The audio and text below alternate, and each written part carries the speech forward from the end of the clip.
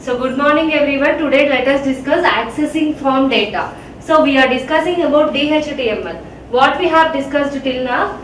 Till now we have discussed about DHTML. So we are discussing JavaScript. As a part of JavaScript in Unit 2 we have discussed many things like operators, data types, type conversions and string operators.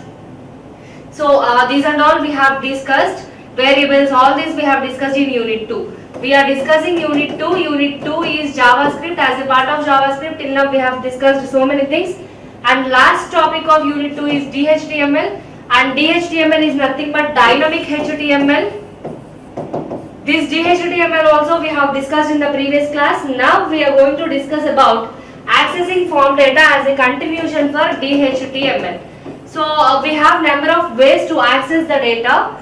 We have number of ways to access the form data, but in that we are using only three methods mainly. One is name, using name element, second one is using ID element, and third one is using arrays. So we have many ways to access the form data, but we are using only three methods. In that, first one is using the name element, and second one is using the element ID, and third one is using arrays. So let us see what are the examples for these three methods, and let us see how these three methods are used to access the form data. So I am going to tell you an example. First example is by using name element. So this is the HTML program. This HTML program you can see here how one by one I am giving the values one by one.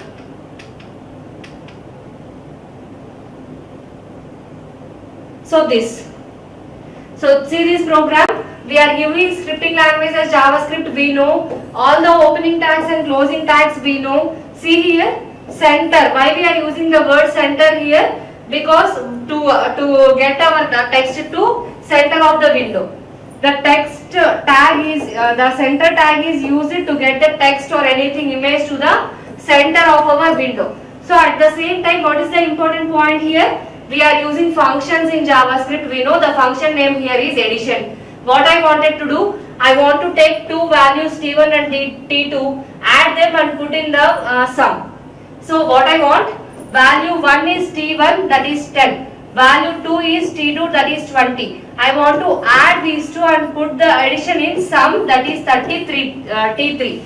So what I want here, T1, T2, T3. I want three variables. I am using the function addition, and here I am using the element name for accessing the form data. See what I have done here. Input type is text. All my input type is text, and I am naming them as T1, T2 and T3. And I want a break between them, so I am using break tag.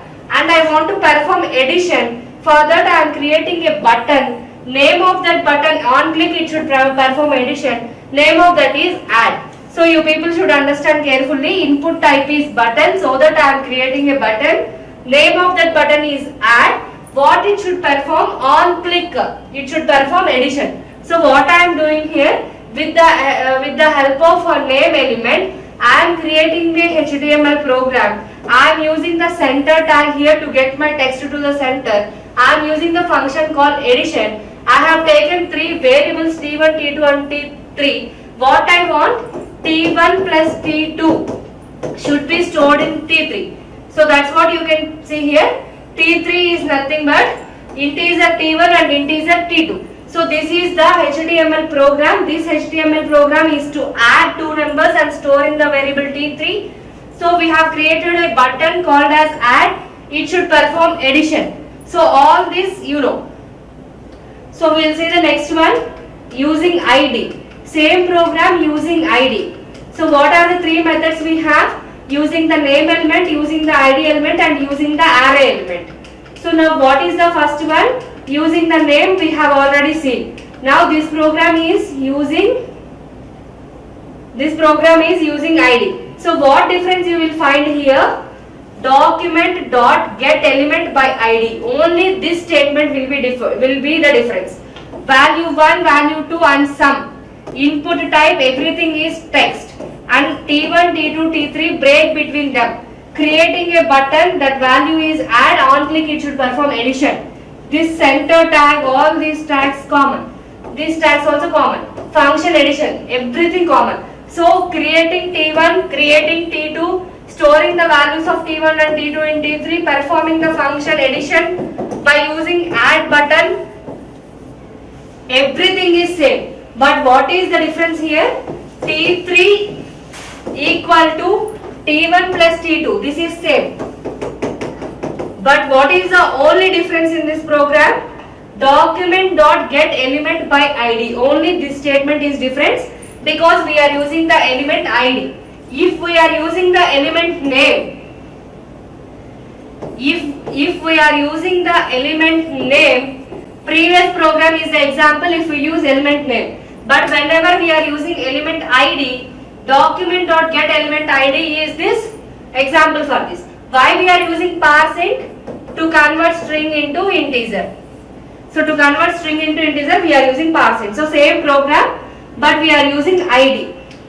So next one, using array. So see here, you can take two values as input as a text and you can generate a form. See here, form 1, this is form 0, this is form 1, nothing but this is a HTML program. What we are doing, input type is always text only. Like this also you can create two forms. Otherwise, see like this also you can create.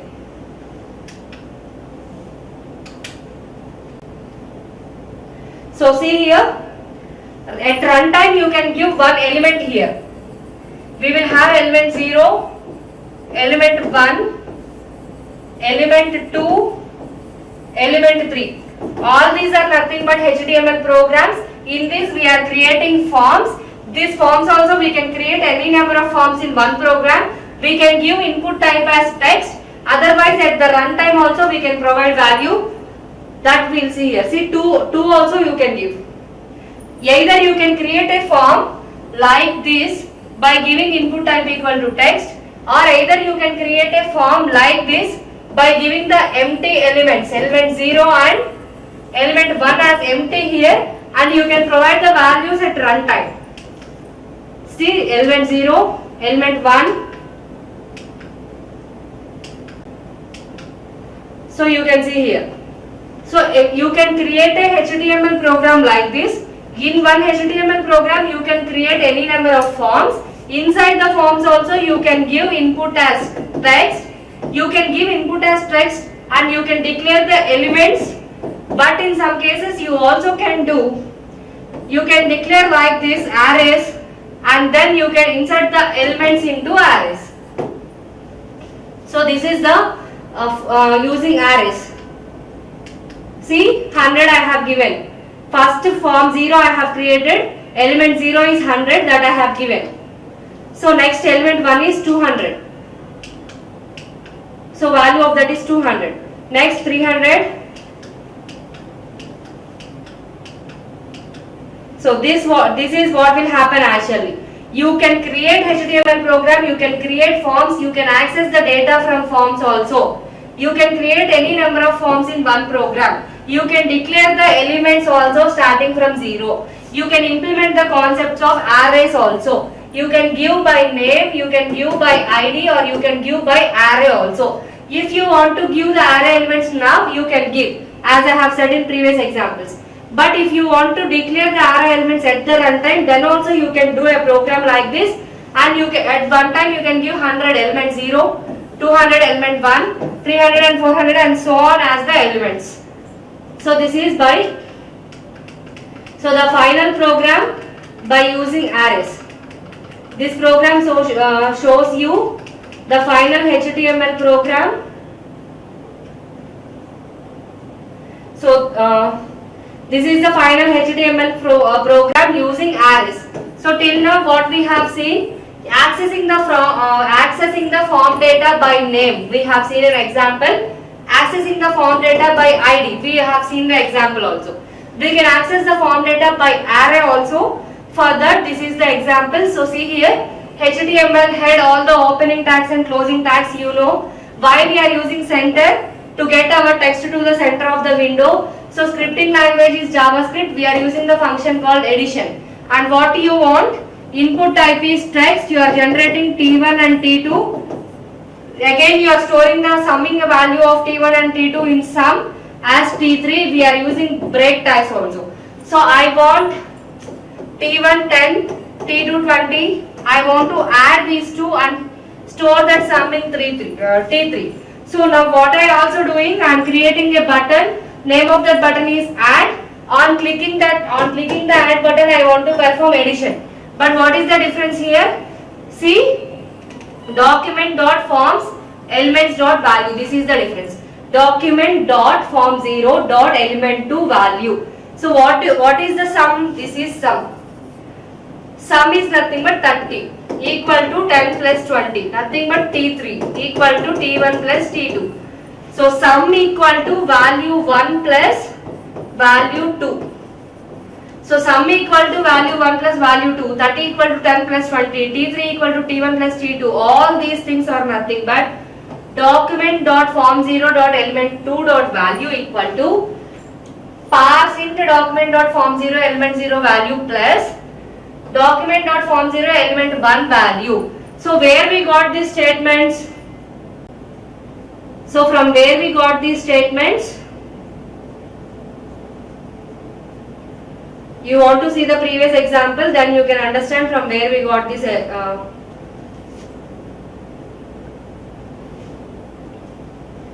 So this is the arrays program. See here. From this we got the statements. Form 0 element 0 plus form 0 element 1. This is how we got.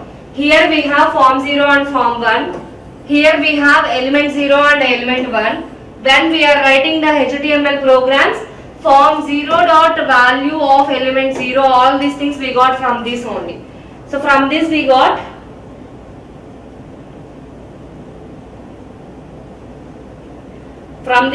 all these statements. So parseInt is used to convert the string into integer.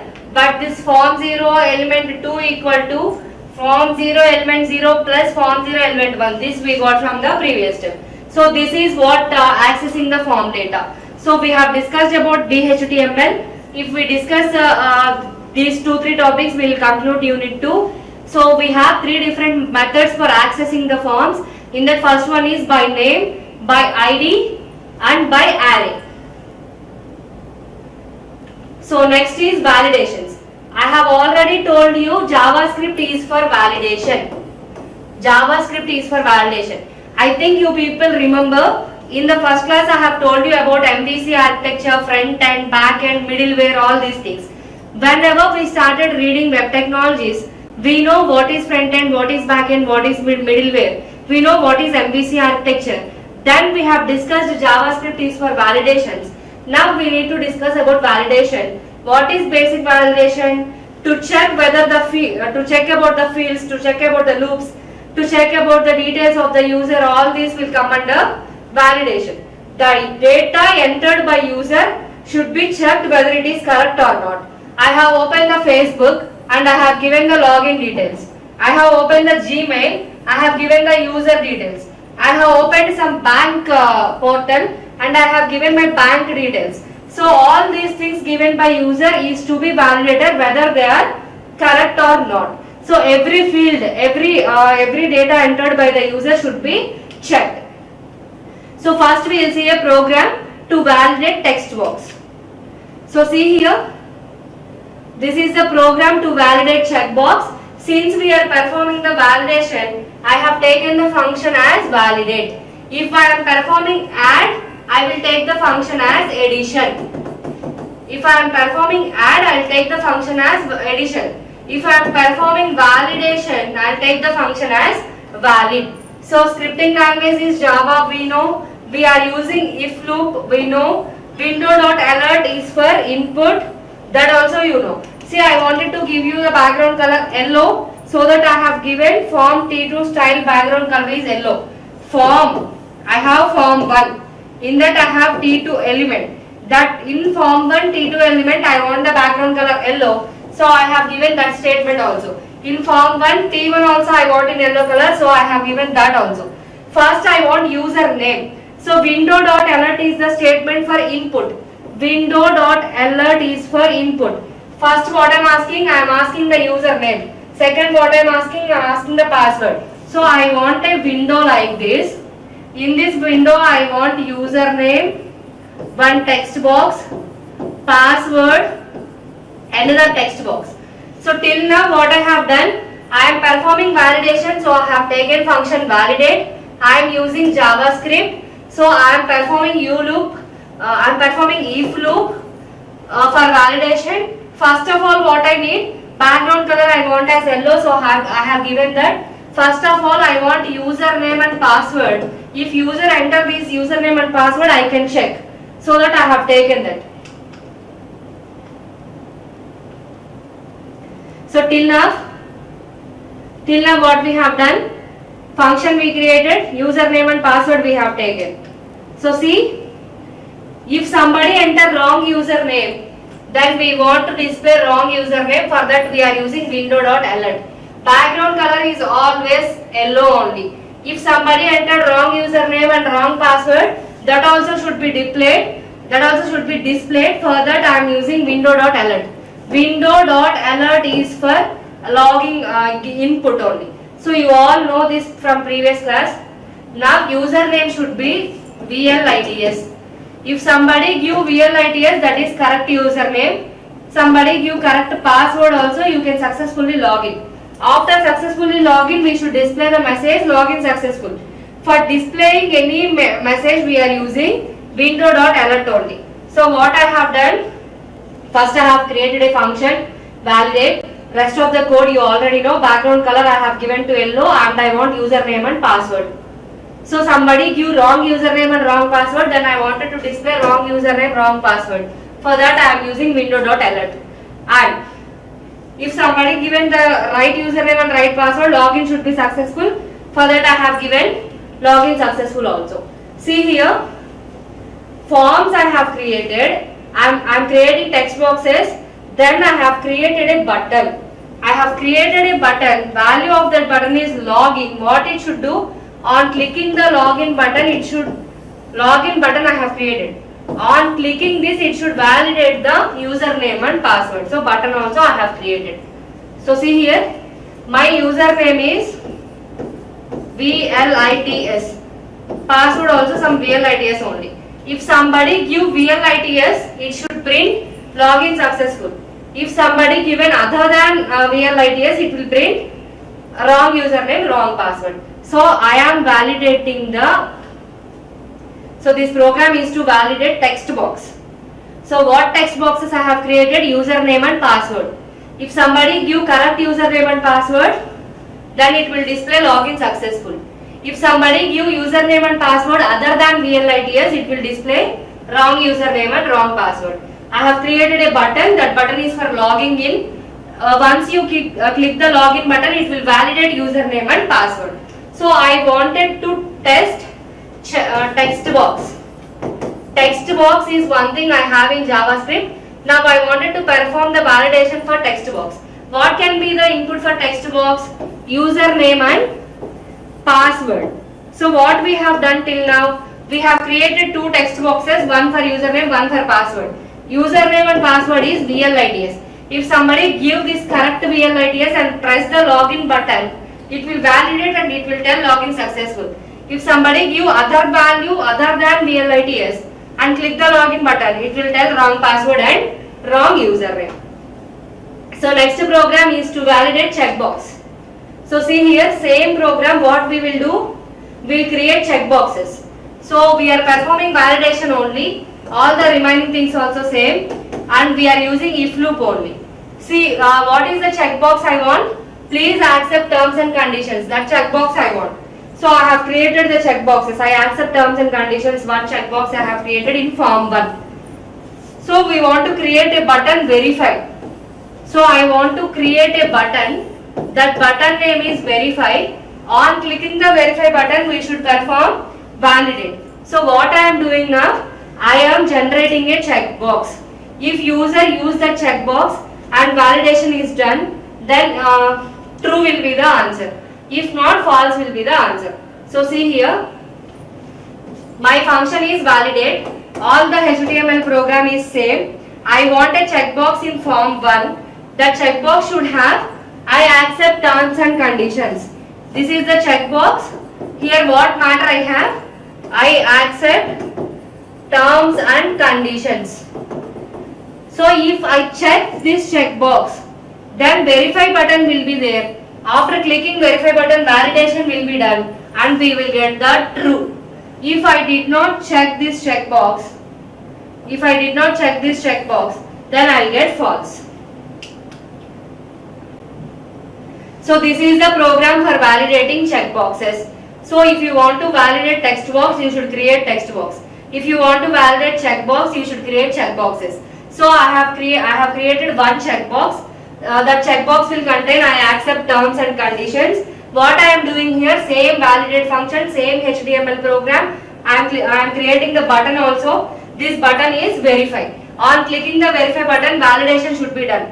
If somebody, I have the checkbox like this and I have the statement, I accept terms and conditions.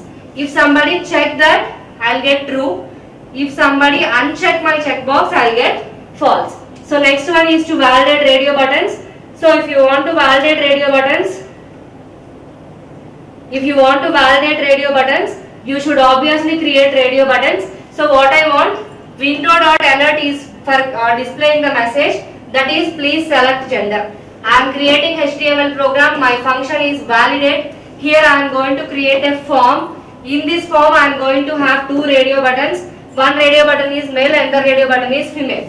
I am creating a button here verify. If I press the verify button, validation will be done. If somebody selected male will be the output. If somebody selected female will be the output. So I want a window which displays a message, please select gender. I want a output window which displays the message, please select gender. Here I want two radio buttons, male and female, and I want one verify button. So this is the output screen. Please select gender, message will be there. One radio button for male and another radio button for female will be there. Verify button also will be there. If I select male and click on verify button, validation will be done. If I select female and click on verify button, validation will also be done. So this is the HTML program written to validate radio buttons. If you want to validate radio button, you should create radio button. For creating radio buttons, I have taken the option gender and I am creating male and female radio buttons. Same way I am generating verify button also. On clicking the verify button, validation will start. If you have selected male and validation done, if it is true, output will be displayed. So next I am going to validate drop down list. So this is the program to verify drop down list. If you want to validate drop down list, you want to create a drop down list. So what will be there in drop down list? Date, day, month. For these you can create drop down list. For date, day and month you can create drop down list. See here, for date we are creating, for month we are creating, for year also we can create the drop down list. My function is validate. I am using window.alert for output statement. Please select on which date you have born. Your date of birth you have to select now. Please select on which date you have born. Please select on which month you have born. Please select on which year you have born. So date of birth, date, month, year. I am creating a drop down list for date, month and year. So see, first I have created date. From every month we will have option from 1 to option is date. So option is date. Every month will have from 1 to 31st. That I have created. See here, option 1, 2, 3, 4 and so on. Option 31st. So what I want to validate drop down list. I am creating the drop down list for date, month and year. Nothing but date of birth. So what I am doing? I have created first drop down list for date. So from 1 to 31st I am having the date. Next, I will create the drop down list for month. What will be there from option January to December. Here I am using the tag option. So option tag I am using. Using option tag I have created month. That month will be from January to December. Select tag we have. Select is month. In that month I am using option tag. So here what I have done, I have used the select. So I have used the select tag. In select tag I have used option. In option I have given the date. In date of birth, date should be there, month should be there, year also should be there. So we have created month. Next one is year. So here also I am using select tag. Select tag is for year. In year I am using option tag. So using the option tag you can create from 1990 to 2021 or anything you want, you can select. So this is the program written in HTML to validate drop down list. See, I want to validate drop down list. So I want to create drop down list. For what I am creating, for my date of birth I am creating. So using the function validate. So first for date I have created using select and option. Next for month I have created using select and option. Next for year I have created using select and option. Finally we have to create a button, right? So I am creating a button. Name of that button is verify. On clicking the verify button it should validate. So if you want to validate text box, you should create text box. If you want to validate radio button and check boxes, you should validate radio but you should create radio buttons and check boxes. If you want to validate drop down list, first create the drop down list, then create the button verify or login or add anything. Then by clicking on that button you can validate. So what we have seen accessing of form data. Form data can be accessed using name, ID, array. We have seen the programs further also. Next we have seen validations. So we can validate text box, we can validate drop down list, we can validate radio button, we can validate check boxes also. So today we have seen the programs for every concept, and we have seen how to access the form data, and we have seen how to do validations. So in next class we will see the remaining topics. So let us discuss changing colors. So we have discussed about accessing form data, we have discussed about validations, if we discuss about changing colors, unit 2 will be completed. In JavaScript we have learnt many things. Web technologies is mainly for designing static web pages. As a part of this you know how to insert anything to your web page, and you should know. So you should also know how to change your background colors. So you know mouse point changes. You already know about in the last class that if you take your mouse point to some place, you can change that color to red, yellow and something. On mouse point, on clicking over, these and all you know. So how you know about validations? So validations you know, like validating radio buttons, check boxes, validating text boxes, validating drop down list also.